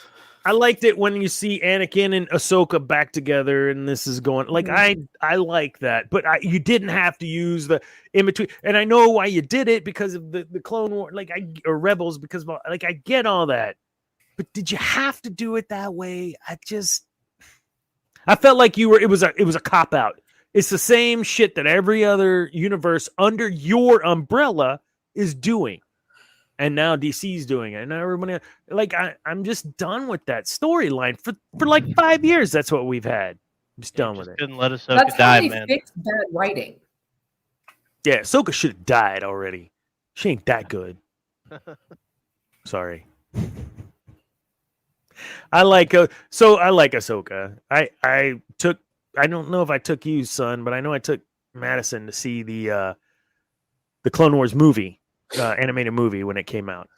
I don't think you didn't, but I don't know. You may not even know live. I don't even know when that was. But that's a win for Zane. That's a win for Zane. I will say, like, I was like, crap, and now they're gonna have a series on this thing. Are you kidding me? I was not happy about it. But I watched it. This is what hate watching, right? Like, I don't want to hate watch. I don't think any of us do. We want to watch it as open-minded as we can be, right, Cam? As open-minded as we can be. No, I agree with you, man. But if I'm paying for it and it's shit, it's shit. Yeah, like true. I mean, like Fallout, fantastic show. No, I haven't watched it. Woodson and I watched like 5 episodes on Sunday. Are you serious? Is that good? Oh, I finished the whole series already. Yeah, I finished it in like a day and a half. After Rings of Power, wasn't optimistic, but I went into it because I like Fallout, and they have an easier. They don't have a legacy character, those type of things. But it was pretty damn good. It was I know good. nothing about the story. I want to, because when everyone else loves it. Like Last of Us. I never played that game. I watched the movie. It was fantastic. Or watched the series. I thought it was good. But I haven't played the game, so I don't even know. Whatever. Like, is it Fallout? Even if you didn't play the game, I think you'd still be able to enjoy it. Yeah. It doesn't have anything directly tied to any of the games, other than it might name drop certain events that are shared. And the characters, I assume, or Fallout series takes place Just at generic different vault locations every single other game. Okay. See, I don't. So you can know. pick a random game and enjoy it. I would argue it would make you want to learn more about the lore and maybe dabble into a game. Like I think you and Charlotte that would be a good show to watch. Recommend. So normally we don't watch video game shows, but I would absolutely look at that. We don't watch a lot of sci-fi stuff. So like when you look at we watch Game of Thrones and the new one, the show House of Dragon. Yeah. I haven't watched the new. Did they do a second season of that already, or are they about to? I think they're about to. June, man. It's gonna be awesome. We just I love that stuff, and she'll partake, but not. Hey, it's pretty gory, so if that's not her thing, I wouldn't recommend. Yeah, not into the blood and guts thing. You might have to. I mean, I'll watch it. I mean, is it like The Boys or that? No, it's not as bad as The Boys. Okay. I'd say it's a little bit. It's like a funnier version of The Walking Dead. Okay. Yeah, we watched The Walking Dead, so sure. Yeah, so very kind of similar-ish to The Walking Dead, but kind of funnier. God, I know that's not this show, but man, that's another one. It took a turn at some point, and I didn't even finish the series. Like, it was that bad. I went back and finished it just because I needed to. I'm a completionist. Mm-hmm. Yeah, I never finished the second part of the last season. That last whatever. I just finished it because I've kind of fallen off of watching it. Same thing. Like, at some point the writing just went weird. But it kind of started to get a little bit better towards the last couple seasons. So there's going to be a new movie, right? With Rick and all that, and Michonne and all that. I think they're all getting their spin-off series where somehow Daryl's in Paris. Jesus. Oh my God. Okay. Dana, you want to know what the Fallout series had that most shows have going for it? People that made it were fans of the lore. They played the game. The actors, the actresses, they played the games. They read stuff. The creators, the producers, they read. Listen, stuff. Star Wars fans. What a concept, man. Well, I mean, we're that would be a prerequisite. You know what I'm saying? We can be very mean. But, okay, Star Wars fans can be very mean, but we can also be very caring and very forgiving. Okay, I believe that. I believe that had there been some badass something for you, Cam, in the last one, it would have been tolerable and palatable. But the way everything happened, it was not for you. And killed my not, hero, man. There was no forgiveness. So yes, so there are people that I saw plenty of it when they did what they did to Leia. Leia, people got pissed. Listen, you want to talk Disney princess? Leia was never a Disney princess. She was a princess, but she would whoop your ass. Like I thought she was a great and Kat, you could attest to this, a great role model for a young woman growing up, that you can be like large, in charge, doesn't mean that you're that, misogynistic word, the bitch. Like you're just, you're freaking running shit. Sorry. You're fragile. You're fragile like a bomb. It's fine. Yeah, I love that. I hope my wife's not. No, we don't have anyone watching at the moment. But yeah, she would have died in space, man. When she flew back into that spaceship, I was okay. Poppins. Hold up. Oh my God. Hold up. Did it look stupid? 100%. 100%. That's not a question. When I saw it happen, I literally said, "I'm Mary Poppins, y'all." Like that's all I thought of was freaking MCU. So I get that, but and here's the huge but: if you understand the Force well enough to know you can do that, because Luke did that when his TIE fighter exploded within one of those old books that are no longer canon. You create a Force bubble-ish around you so you can survive, and then you Force pull yourself. What they did, though, Cameron, I agree, looked stupid. That's not how I ever imagined that playing out. Did I imagine that it was possible? Yes. Did I imagine, because I'd seen it done before in the books. Did I even used it myself in the Sith Dominion roleplay stuff. But yeah, they made that look stupid. You telling me with all this technology you couldn't make that look better? It was worse than Neo flying at the end of freaking Matrix. But again, Dana, Luke in that book was a established Force wielding user. They showed us nothing in 7 that Leia was even tapping into. Nah, they didn't even give us that till the last movie. No, right? Yeah. No, she's just like flung into space and then pulls her. Like there's nothing there, and even when they try to explain the reason she didn't finish her Jedi training, it's stupid. Like I. And unless you read those books, unless you knew, you're right. Like that, ain't nobody reading that garbage. The whole fandom, seeing that is like, what the hell is this shit? Dana is like, and some of us are like, oh yeah, but that looks stupid. That's not how it was portrayed in the books. It's not the way that I think anyone that read this, not the Luke stuff, would have ever known it. So I get it, but it is possible. Force, commanding the Force, whatever you want to call it, you can survive for a short amount of time in space by protecting yourself. I still don't know how I feel about the whole Force projection thing. But the Force pull. So yeah, that's the thing. Oh, Force projection with Luke. Yeah, and like the Kylo Ray thing. I don't know the saber, 100% Bravo Sierra, man. Zane, you've got a lot of history with the older stuff as well. I can't think of a time when an object has been passed through. I can't think of it. Doesn't mean it doesn't exist. It just means I can't think of a time they passed an object through the Force.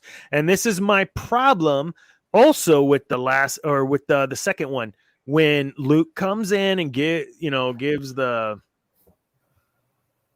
dice, the sabak dice, and she actually touches it. Like, come on, man. Like, you're not actually gonna touch something, and then it disappears later when Kylo. That was dumb. That's not how the Force works. That's not how the Force works. Yeah, even in the games and things, it's not like if someone's trying to direct you to something to find it, they're using more the power of suggestion. So you go and look in a crate. They're not look at my ghost and now it materializes. Yes. God, Ryan Johnson's just he's the worst.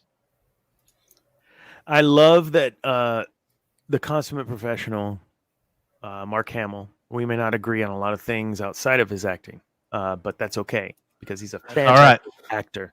100% passionate about his character, characters, plural, he's portrayed. And the professional piece being, I think this is dumb. This is stupid. Luke would never do this, but I'm Luke and I will do what you tell me to do the best of my ability. That, Mark Hamill, kudos, my friend. I appreciate you. I can't imagine. I'm sorry, go ahead. I can't imagine. I got to say this. We talk a lot about how it hurts us about our characters that we love and they get misused or abused, and how we know how he felt based on what he said. But I mean, do you think there's a lot of unsaid with him in this character? Honestly, I think, and it's the same with Sam Witwer on a couple things with what Sam Witwer said about The Last Jedi. I think that I think they finally went to them and were like, y'all they got the tip, or we're coming after you with stuff. Yeah. Because I feel like there's a lot more that could have been said. And honestly, I mean, it's kind of like us kind of beating a dead horse at this point. Like, it's not going to change, but oh well. Look, dude, they invested themselves in those characters, right? In the writers that wrote the stuff that is no longer canon. Like, they invested themselves in understanding, talking to the other authors, making all this shit congruent and connecting and consistent. And that was huge for us reading that shit when we didn't have any movies. So F you guys that think like, oh, well, we have all this content. Fuck yeah. We didn't have it. We didn't have anything. We had comics, but it was between Dark Horse and then Marvel and then back to Dark, whoever. Like, no, we had no consistency in that part. But the books, all the books matched or pretty damn close because all those authors worked with each other. And I can't speak to anything past the Vong War. I started that, as I said. I just can't read it. It's too long of a series. But everything else all worked together, from Mara Jade to the Jason and the other kids and Ben and all this stuff. It all worked. And then you could even go back to the 6-book series between two different authors. And I talk about this one a lot with the Rogue Squadron series. Brilliantly written. All the characters just consistent, everything about them. Why? Because Stackpole and Alston talk to each other. This is what we need. We don't need Rian Johnson doing one. We don't need J.J. Abrams doing one. Or if you are, talk about this shit, man. Because we know Lawrence Kasdan helped write and direct, right? He wasn't there when George wrote the original shit, but he was joined later, worked closely with George, came up with Empire, came up with ROTJ. So it can be done, Disney. Stop looking at this goddamn thing that we love so much as a fucking cash cow and look at it as something that can be cherished for generation after generation. I'm starting to get mad. I'll stop. Let's go. It's something that can carry. Look, listen. I'm not trying to be an ass here. It can be carried. I have a third generation fan in my son. 3 generations of people love Star Wars. Why can't we make it a 4th? If you're just depending on children, like you continue to do, you're not going to make it, man. Because children and even 20-year-olds, a lot of them don't have jobs. So how are they going to buy the shit? You're missing out on the fans that actually make a living and can buy the shit. If that's what you want is the cash cow, then give us what we want, which is good, enriching stories to our lives, enriching stories to our communities, enriching stories that we can take with us and live out the rest of our lives, like Cam does with Luke. He loves Luke, and he will do what you've written Luke to be up until a specific point where he's no longer that Luke. I don't want, you're right, Cam. We don't want to beat a dead horse here, but you guys, Lucas, have given up to have yielded to, Lucasfilm has yielded to Disney's cash cow model. And we're not going to get the content I think we want if that's the model they continue to follow. And I'm done. Sorry. Dana. Hopeful though, Acolyte's gonna be awesome, and then we're gonna get Keanu Reeves as Heralds of the Empire. Keanu Reeves teased. Yeah, we gotta get Keanu Reeves as Darth Revan, man. I'll forgive 25%. So let's recap. I thought you said 30%. We've already been on 2 hours almost. I gotta stop this. Wait, where are you at? What were you gonna say? I don't want to interrupt you. Go ahead. Zane? Oh, Cam said 30%. I thought last time. I've moved down 25. Well, maybe 50 after Sonic 3 comes out and he's Shadow the Hedgehog, which is just absolutely phenomenal. That we gotta give a hand clap for that, man. That was just for a good video game series. Exactly. Many of those. So we talked about Jedi Civil War, Dark Jedi, regular Jedi, all that fun stuff. We talked about the impact that had on the galaxy. We talked about Sith. We talked about Korriban. Korriban, we didn't talk enough about. It's just there's so much on that stuff that was written that is no longer canon, but is awesome. We talked about the Sith people, and we talked a little bit about Lost Tribe. Were you guys able to get those books? Yeah, I have them. I have a few of them. Yeah, they're good. They're really good. So I would suggest that as reading. For those of you watching or listening, playing along at home, Lost Tribe books, really good. And we talked about Paul, which was huge in extremely divisive within the Jedi Order, but then even divisive within the Sith Order. It's just divisive wherever he goes. I've talked a little bit about some other things that was touched on Bane, but next episode is where we kind of jump into the Rule of Two, what caused that, and where that looks to be heading. And then the last episode on this 3-episode series, we'll be talking about what we got with Palpatine, and then moving forward into what we got with Palpatine, because somehow Palpatine returned. Can't just Calling in sick. I can't. I will say, gosh, I sure do hope this works out. We were supposed to have a guest tonight. They were not able to make it, but they are right now in Disney Springs, or maybe actually it's almost 11 there. They're probably done, but or not Disney Springs, Animal Kingdom. DJ Elliott, we're trying to get him on. He'll be on in the next couple episodes. Not next week. He'll be in South Africa, but the week after, May 7th.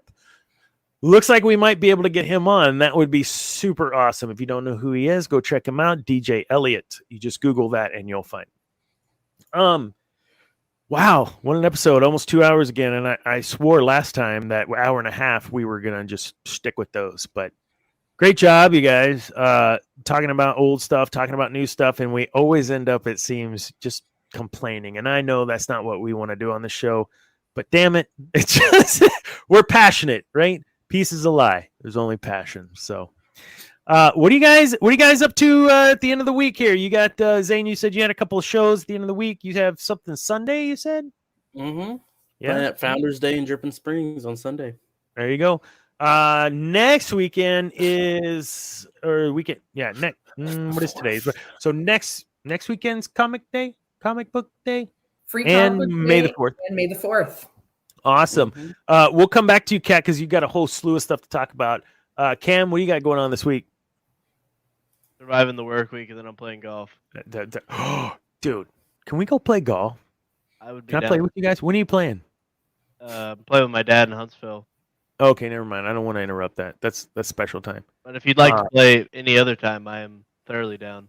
Oh, 100%. I'll be honest, though. I haven't played in I don't think I've played since I've been married to Charla, so like a decade. But I used to be on the high school team. There was that. Well, I'm improving. So I'm not very good. It's all about getting out there with the boys and drinking beer. That's really all it's about. Amen. Zane, how many times have we been golfing? So many. 0. Not one time. Oh my goodness. I'm a terrible dad. No, seriously. Just call me Anakin. No, just let me know. We'll hook up. We'll go play some golf. Yeah. Not you, Zane. Cam. Zane, you almost used the other finger. I know what you're about to do, and you thought better of it. That's great. Sure. You know, there's a dynamic here. Peace among worlds. Peace among worlds. No. Okay. Kat has a whole slew of things because between Debbie and I think we can cover it, but I know you've got it all covered. So roll. All right. So for all of you that like Star Wars, obviously we are here on the Sith Dominion and we all love Star Wars here. So make sure that you hop on over and check out our podcast on Podbean, Spotify, as well as Apple Music, Amazon Podcasts, pretty much wherever you want to check your latest podcasts. You can hear us there. Also, we're going to have a new episode of War of the Stars. It'll be dropping onto our podcast channels tomorrow. Thursday at 8:30, if you hop right back over here to our YouTube channel at Geek News Now Official, you're going to have Cantina Happy Hour, also talking about the Bad Batch. Saturdays, if you want to talk about everything else geeky, we've got the Geek Gauntlet at 9 p.m. Central Standard Time on Saturday. And then for your Marvel fix on Mondays, we will have MCU Monday. And then be right back here Tuesday for the Sith Dominion. And in between, if there's anything else you want to get caught up on, go ahead and hop on over there to geeknewsnow.net. Check out some of our articles, or you can like and follow us on Facebook, Instagram, and TikTok. Fantastic. Thank you, Kat. I didn't make a big deal out of this, but I'll make a big deal out of it since no one's watching. I just hit my 1 year with GNN. I know, right? I released the I don't even know what article it was now.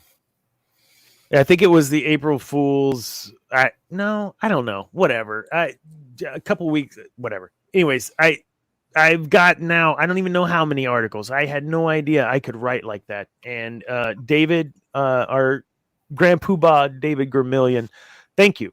Thank you for giving me an opportunity to write in this way. It's way different than writing academically, which is all I'd done really to that point. Oh, and novelization stuff. But articles are a whole nother animal. Thank you. And then also thank you for giving me this. I would have done this on my own without GNN, but I love that GNN's a part of this because, the power of the GNN AV team. I love that it's an AV team and then it's like an AV club and I'm a part of that. It's fun. It's like high school again, but in a good way. I didn't have friends in high school, but I have friends now. Well, at least TV friends. So I want to say thank you to GNN as a whole in this episode 34. 34 episodes of the Sith Dominion, believe it or not. We started in July, so we're coming up on 1 year. And we'll be. I'm gonna try to do something cross-platformy, showy for our big 50th. Because there's so many people like William, who's on other shows, and David, who's on other shows. Some other folks that have been very instrumental in what we do here in the Sith Dominion.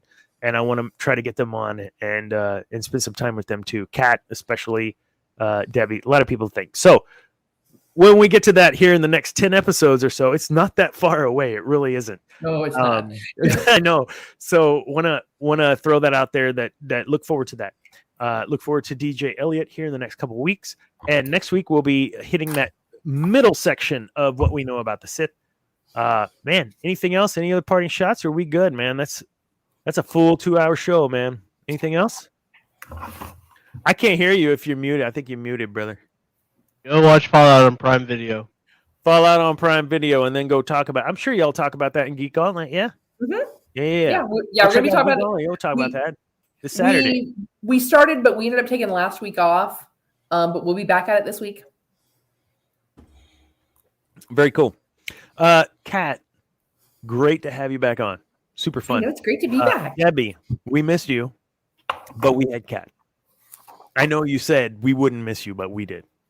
But I don't want to speak that it's just not Debbie. It's Kat. Just like when we had Debbie, but Kat. Okay. Also, Kat, thank you, because my very first Comic-Con ever in October of last year, I went to, and I sent you so many videos and pictures. You did. I flooded you because I wanted to be the good GNN guy. And I think I became the bad GNN guy by default because I gave you too much. No. Super fun doing that too. It's easy. It's easier to work with too much content than not enough.